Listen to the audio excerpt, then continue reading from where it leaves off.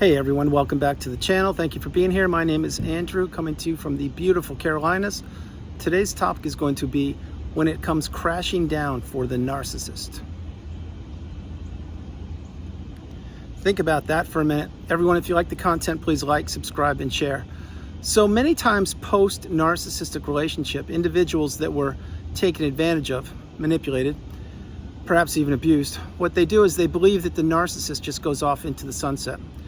Nothing could be further from the truth. And remember, perception is not reality. So if you were or if you are checking out the narcissist social media, maybe the relationship ended recently and you haven't blocked them yet, or maybe you have and you peek in on them from time to time. Number one, I would not be doing that, because all you're doing is you're ripping the Band-Aid off the wound. But number two is you will see pictures, most likely, of the narcissist in different locations with different individuals, batting those eyelashes, having the rosy cheeks, and acting like everything is all unicorns and rainbows, and they have the best life in the world. That is not reality.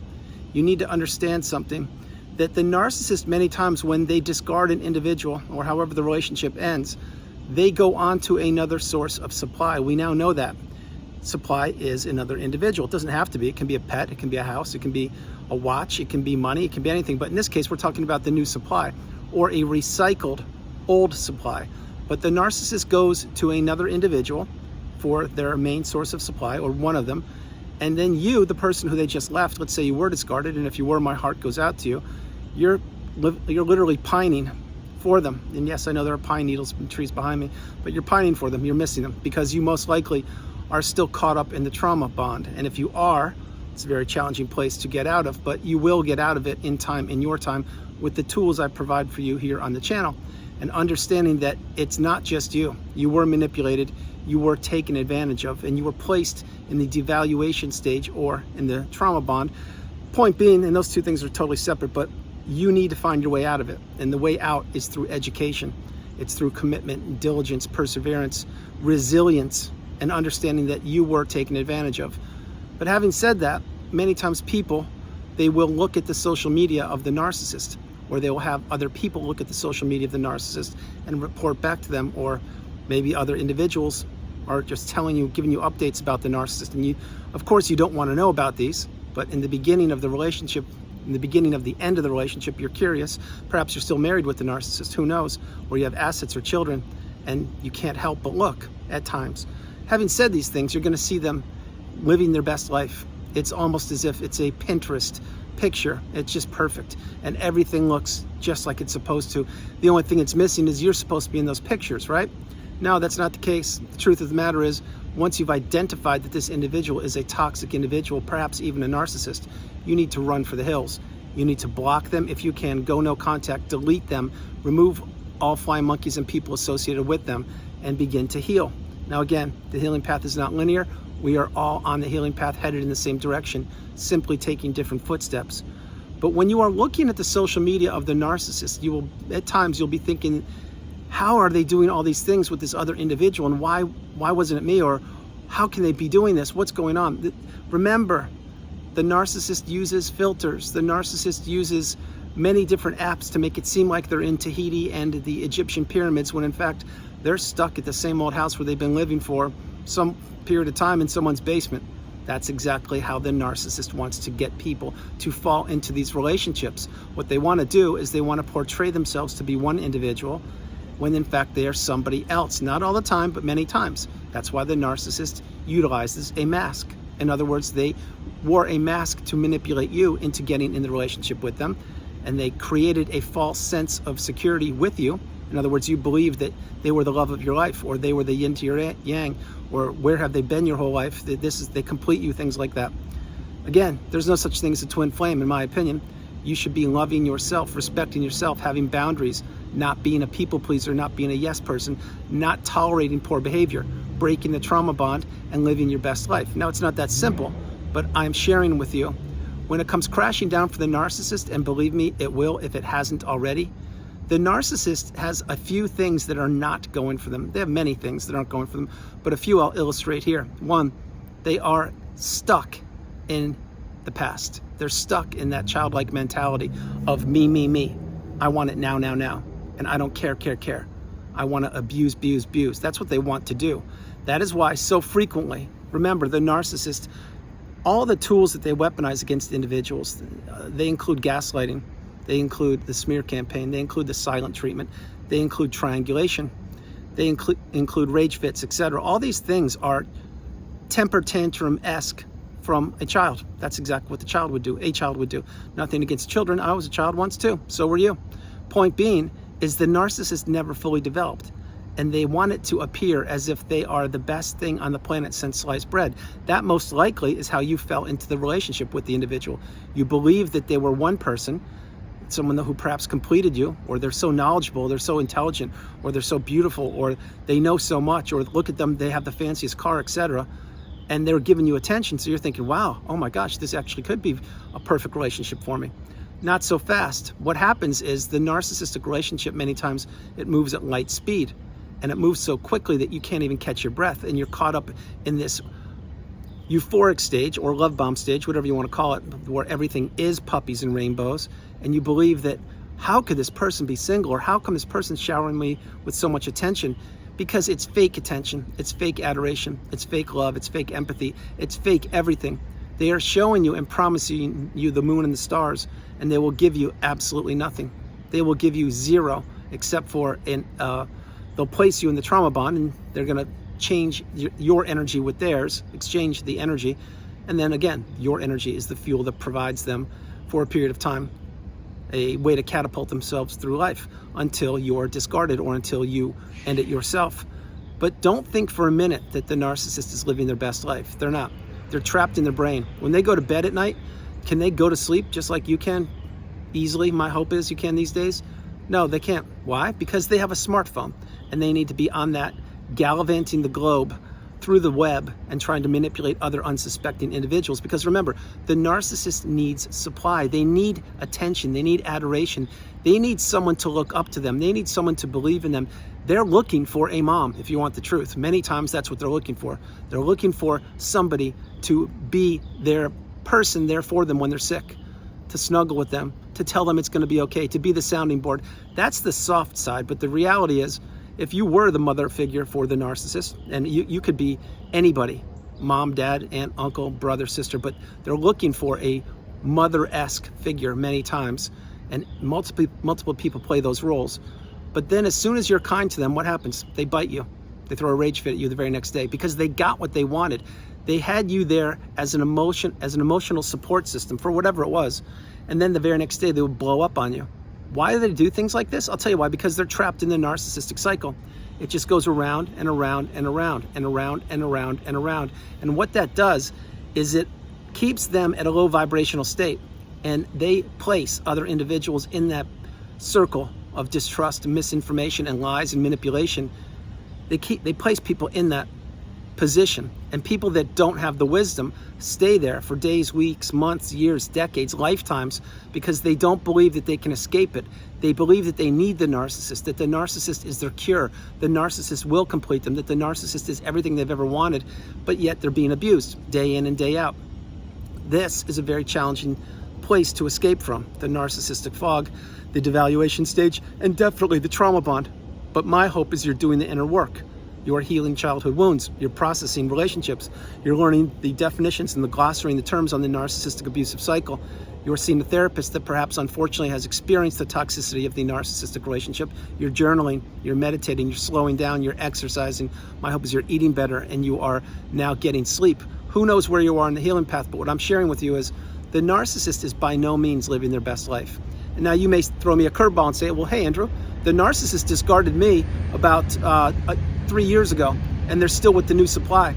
And they've been with the new supply now for those 3 years, and things are looking really good for them.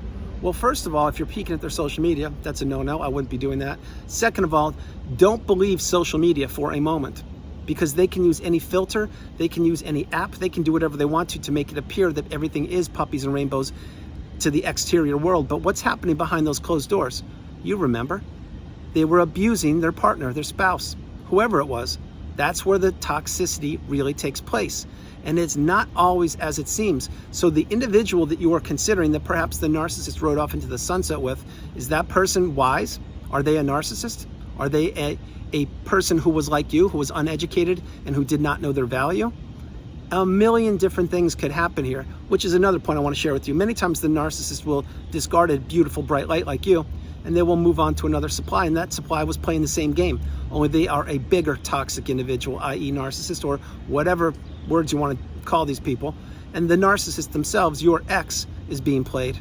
That happens frequently too. Trust me when I tell you. Another thing that happens is the narcissist will go on to other sources of supply, thinking that the other new source of supply is just like you were, only better, because they're a new shiny object, a new shiny toy. And what happens? That new supply, they don't pan out. They actually are a dud. They don't do anything. And what does a narcissist do? They go back to the drawing board and they think to themselves, wow, what do I do now? I just discarded the best thing I ever had in my life, which was you. And now I have this other person who is a narcissist or somebody who isn't playing ball with me. What am I going to do? Oh, that's right. I have to put on a new mask. I have to go wander the globe and look for another unsuspecting supply. In other words, I have to do work. I have to have someone fall in love with me. I have to have someone trick them and trap them and manipulate them. I have to actually do something. Wow, I've only had to do that 5 or 6 times in my life so far. I guess I better go brush up on my skills and try and get another really rock solid source of supply. So what will I do? I'll research people. Where? On the internet. I will make a fake account and this is the narcissist. And I will stalk individuals. I will even stalk my exes and see what they're up to and check in on them. And then what will that do to me? I'll tell you, that will not put me in a good space, because some of my exes will have been doing rather well. Perhaps they're married again, perhaps they relocated, perhaps they started a business, raised a family, who knows? But these people, which is you, are the ones that got away. You're the ones that are strong enough, wise enough. You didn't cower down. You weren't weak. Yes, you were vulnerable, and yes, you did not know what you were up against, but now you do. You're getting the wisdom on my channel. You're applying the tools. You are entering the third version of you, the strongest version of you ever. It's the galvanized version of you, the healed version of you. All of these things come back to do damage to the narcissist. I'll tell you what really damages the narcissist. Your well-being, your existing, your thriving, and your moving on. Closing the chapter of the book on the narcissist and moving forward and living your best life, and chalking up that relationship to a relationship that was toxic, it was challenging, it was something unlike you've ever gone through before. You did not want to go through that. You did not know what you were getting into, because the individual that you entered that relationship was not authentic with you. They were not honest. They were not genuine. What they were a parasite, somebody who was trying to leech onto you and take advantage of you. And that's exactly what they did. And when they took as many of your resources as they possibly could, what did they do? They crumbled you up like a sheet of paper. They threw you away on the freeway and they left you isolated by yourself. That's what they did. And they did not believe, A, that you would ever figure them out, B, that you would ever heal, C, that you would recover, and D, that you would find yourself, because that is one of the blessings. For the people on the channel that the relationship ended recently, you may want to pause this part because it may not be for you, but for the people that the relationship ended years ago, you have healed, you understand what I'm talking about. One of the blessings of the relationship that you have gone through is now you found yourself. You now understand the world so much better. You're now the educated empath. You're now awakened and aware, educated and empowered. And those words I say with conviction, because what you've done is you have gone through the narcissistic abusive cycle and you have absolutely conquered it. Was it fun? No. Was it challenging? To say the least. Were you almost taken down for the count? Absolutely. Did you lose your family and friends? Certainly. Were your finances depleted? Definitely. Did your health take a hit? Yes. Social circle disrupted? Yes. Perhaps your job took a hit? Absolutely. Everything was decimated on your end. And the narcissist knew this. That's what they did throughout the relationship. And then you had to put yourself back together, which is what you did. So that is a beautiful thing for you. Now, getting back on track to the thumbnail, when everything explodes for the narcissist, when it comes crashing down for the narcissist, trust me when I tell you, this will happen more often than you think. Think about when you were in the relationship with the narcissist and when they would come home or you would encounter them and they wouldn't be in a good mood and they would dump it off on you. Why would they give you a rage fit or poor behavior to you when you didn't do anything that day? Or you never did anything, or rarely, but the point is they were using you as the human punching bag. Why do you think they took advantage of you and abused you?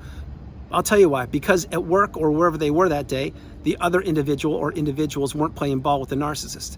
And those individuals did not play the game, and they stood up for themselves or said something or whatever happened. They did not agree with the narcissist. So the narcissist went home to their built-in supply, which was you, and took it out on you. That's what the narcissist does. They need a built-in supply, whether you live with them or not. They need someone to be the sounding board. They need someone to drop off all the toxicity to. So this is what I'm sharing. When it all comes crashing down for the narcissist, and believe me, it will multiple times, this isn't a good thing for the narcissist. Now again, I don't wish ill will upon anybody. I never have, and I won't start now. I'm just sharing that what goes around comes around, and that your reality post-narcissistic relationship is your reality. It should be a reality without a toxic individual. You really should get the message. Begin to live your best life and let the narcissist fade away. And God bless the new supply. I wish them the best of luck. I honestly hope that they didn't have to go through a relationship, but yet again, I wish I didn't have to, and I wish that you didn't have to, but that's now how it is on this planet. So all these things I'm sharing with you, getting the message that the narcissist does not just ride off into the sunset, and things really do go crashing down, especially, as I've mentioned frequently, the aging narcissist, which is not a pretty sight to see. This individual is wearing clothes of decades gone by. They're hanging out with people 10 or 20, 30 years younger than them. They're doing all the enhancements they possibly can do to themselves to make them appear in the modern day, let's put it that way. And what they do is they're holding on to their past. They're not embracing the present, and they are in denial of the future. That's exactly what they are. The aging narcissist is not a pretty sight to see. And I will tell you one more thing before I close the video. The narcissists don't think for a minute that everything is going great. It's not. Now, I am not suggesting everything is imploding with the narcissist. That's not what I'm saying. What I'm saying is that think about when you were in the relationship with the narcissist. If you had 30 days in a month, how many days of toxicity did you experience, and how many great days did you have, or good days did you have? Do the math, whatever you think. Maybe you had 5 good or great days in the month. I don't know. Maybe it was 3, 2, maybe it was 10. But whatever it was, that was your experience in the narcissistic relationship.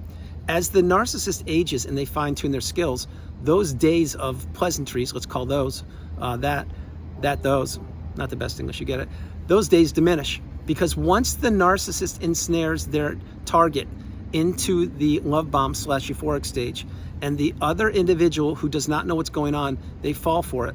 Now the narcissist stops working and stop game facing, and love bomb ends, and intimacy fades away, and all these things, and that's when the abuse gets ramped up. And if you experience, let's say, 5 great days out of a month, well, with the new supply, I will tell you right now, maybe it'll be 5, maybe it'll be 4, maybe it'll be 3, who knows? I don't have the exact number. What I do know is the abuse continues on and on and on, because the narcissist is trapped in their tiny little pea brain. They can never escape themselves. That's why they're always looking to escape reality. That's why they're always on smartphones late at night. That's why they're always on the phone in general. That's why they're always on the go. That's why the narcissist can't sit still. That's why the narcissist cannot ever just be. So guys, that's the video. I hope you liked it. I loved doing it from the beautiful Carolinas. This is Andrew. Namaste. Have a great afternoon, evening, or morning. No matter where you are on the planet, you are not alone. Remember that you are not alone. God bless you. Have a great, great evening. Again, I love you guys. God bless you. I'll tell you one more thing. Remember, maybe the relationship ended for you recently, or maybe not so recently, and you're still thinking, how did they just move on so quickly? They're living their best life and I'm stuck. It's because you still have work to do, and you still have to heal. Now remember this is a pro tip. The narcissist doesn't have anything to heal from. They don't believe they did anything wrong. They can't introspect, and they're not accountable. They just go about the planet looking for people who will tolerate their poor behavior and who will pump up their fragile ego. That's not you. You're a beautiful, bright, shining light. You have to process things and heal. The narcissist doesn't. That's why they can move on so quickly. Again, remember, they are not living their best life. You may think so. You may not agree with what I'm sharing with you, but reality is the narcissist is stuck in the cycle. You are not. God bless you guys. I love you, and I'll talk to you tomorrow. All right. Bye, guys.